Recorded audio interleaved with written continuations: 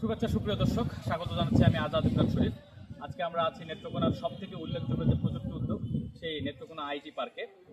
যদিও ভিত্তিপ্রস্তর স্থাপনের সময় এর নামকরণ করা হয়েছিল শেখ কামাল আইটি পার্ক ও ইনকিউবেশন সেন্টার, কিন্তু বিগত ফ্যাসিস্ট সরকার পতনের পর এর নাম পরিবর্তন করে নেত্রকোনাবাসীর কাছে নেত্রকোনা আইটি পার্ক ও ইনকিউবেশন সেন্টার নামেই বেশি পরিচিতি পাচ্ছে।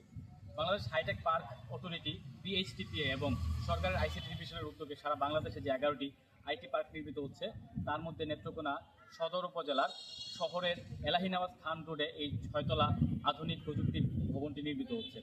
2025 সালের জানুয়ারি মাসে এর কার্যক্রম সম্পন্ন হওয়ার কথা থাকলেও এখন পর্যন্ত অসম্পূর্ণ রয়েছে ভবনের অনেক কাজ, যার ফলশ্রুতিতে এখন পর্যন্ত কোনো কার্যক্রম শুরু করতে পারেনি এই আইসিটি ডিভিশনের ভবনটি। এই আইসিটি ভবনটি নির্মাণের পর যদি সব কিছু ঠিকঠাক থাকে, তাহলে এই আইটি পার্কটিকে একটি হাইটেক পার্ক কাঠামোতে উন্নীত করার প্ল্যান রয়েছে সরকারের, যার ফলশ্রুতিতে নেত্রকোনার তরুণ সমাজ প্রযুক্তি জ্ঞান অর্জনের পাশাপাশি ফ্রিল্যান্সিংয়ে তাদের দক্ষতা বাড়বে অনেক, যার মাধ্যমে তারা নেত্রকোনার অর্থনৈতিক উন্নয়নে অবদান রাখতে পারবে বলে ধারণা করা হচ্ছে। নেত্রকোনা আইসিটি পার্ক ও ইনকিউবেশন সেন্টার থেকে আপনাদের সাথে ছিলাম আমি আজাদ ইমরান শরীফ। ধন্যবাদ সাথে থাকার জন্য।